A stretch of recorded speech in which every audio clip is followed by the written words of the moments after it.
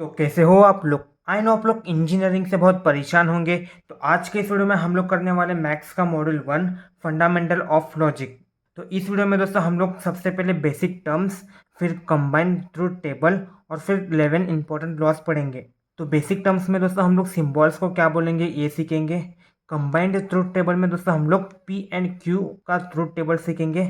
इसमें से दोस्तों हम लोगों को प्रॉब्लम्स आएंगे और हम लोग 11 इंपॉर्टेंट लॉस पढ़ेंगे। इन लॉस की मदद से ही दोस्तों हम लोग आगे की प्रॉब्लम सॉल्व कर पाएंगे। तो आइए दोस्तों बिना किसी देरी के हम लोग बेसिक टर्म्स की ओर बढ़ते हैं। तो दोस्तों इन सबको हम लोग बोलेंगे बेसिक टर्म्स। तो फर्स्ट वन में दोस्तों नेगेशन। तो इस सिंबल को दोस्तों हम लोग नेगेशन बोलते हैं। सेकेंड में दोस्तों अपर एरो को दोस्तों हम लोग कंजक्शन बोलते हैं या फिर हम लोग इसे एंड भी बोलते हैं। और थर्ड में दोस्तों ये डाउन एरो, इसको हम लोग डिसजंक्शन बोलेंगे या फिर हम लोग इसको और भी बोलेंगे। फोर्थ वन है दोस्तों एक्सक्लूसिव डिसजंक्शन। तो इसका सिंबल दोस्तों कुछ इस प्रकार का है, इसको हम लोग एक्सॉर भी बोलते हैं। और फिफ्थ वन में दोस्तों बाय कंडीशनल, ये दोस्तों सिंगल एरो। और सिक्स वन है दोस्तों बाय कंडीशनल, इस सिंबल में हम लोगों को दो एरो देखने को मिलेंगे।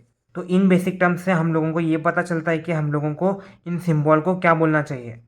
तो नेक्स्ट दोस्तों हम लोग कंबाइंड ट्रूथ टेबल के बारे में देखेंगे। तो ये रहा दोस्तों ट्रूथ टेबल। तो इसमें दोस्तों सबसे पहले हम लोग पी और क्यू का कॉलम लेंगे। फिर हम लोग यहाँ पे सबसे पहले negation of P negation of Q. Second में हम लोग कंजक्शन और डिसजंक्शन लेंगे। फिर हम लोग दोस्तों यहाँ पे एक्सक्लूसिव डिसजंक्शन लेंगे। और नेक्स्ट में दोस्तों हम लोग यहाँ पे कंडीशनल पी कंडीशनल क्यू, या फिर दोस्तों हम लोग इसको इम्प्लाइज भी बोलेंगे, पी इम्प्लाइज क्यू।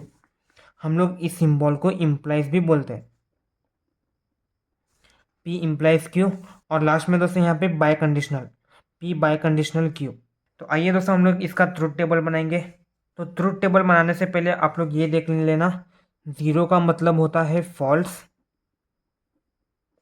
और वन का मतलब होता है ट्रू। ठीक है।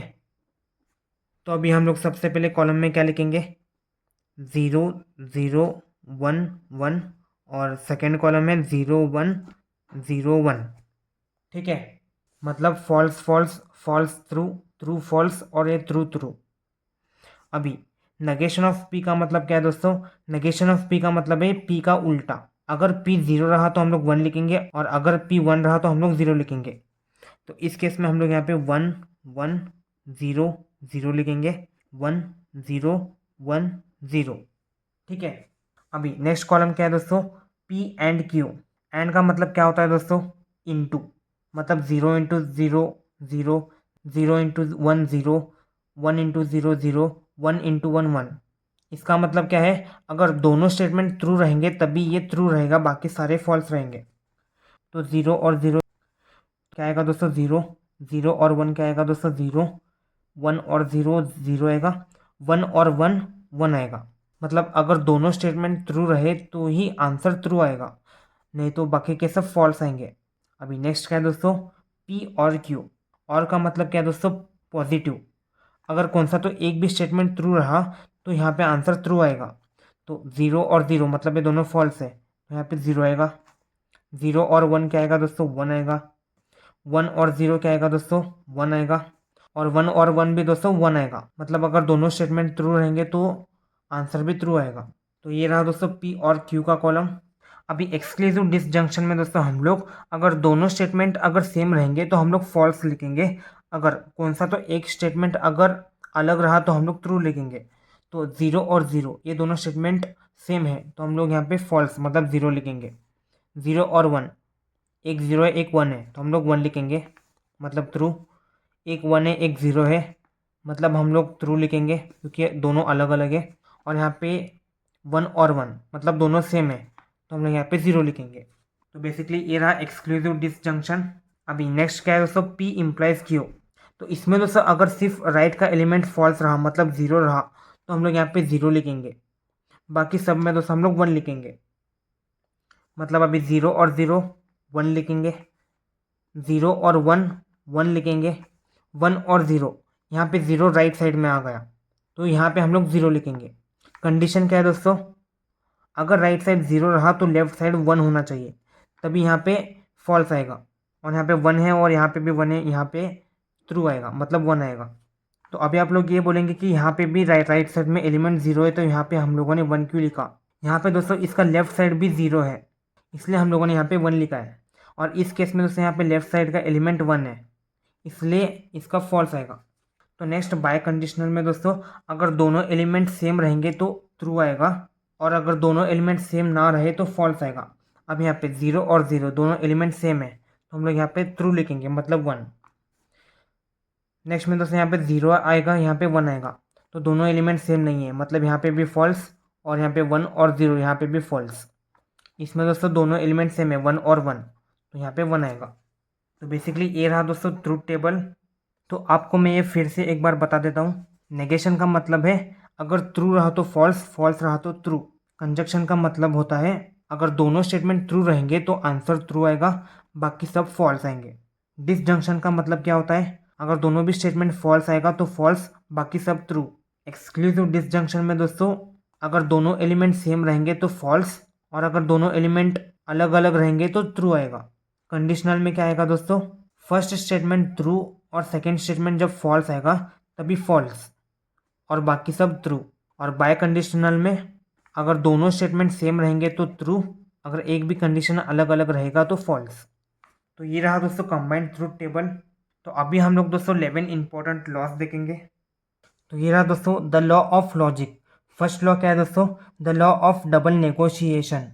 इस लॉ में दोस्तों अगर डबल नेगेशन ऑफ पी रहेगा तो आंसर पी आएगा।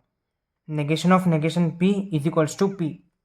सेकेंड लॉ दोस्तों इंडेम्पोटेंट लॉ। इसमें दोस्तों P and P is equals to P होगा, और पी और P is equals to P होगा। यहाँ पे थर्ड लॉ है दोस्तों आइडेंटिटी लॉ। इसमें दोस्तों P and T not is equals to P, और पी और F not is equals to P. अभी फोर्थ में आता है दोस्तों इनवर्स लॉ। इसमें दोस्तों P and negation P is equals to F not, और सेकेंड पी और negation P is equals to T not. Fifth law है दोस्तों डोमिनेशन लॉ।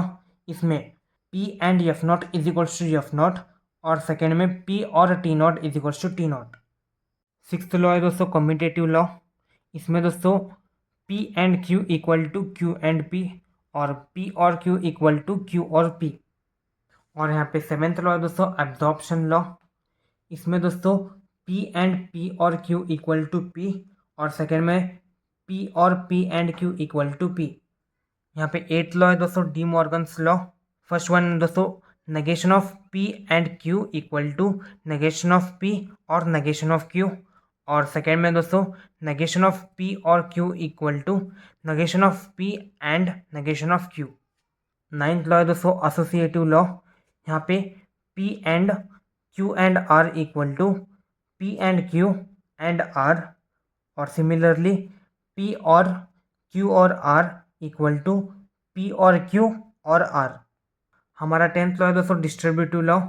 इसमें दोस्तों पी एंड क्यू और R equal to P and Q और P and are.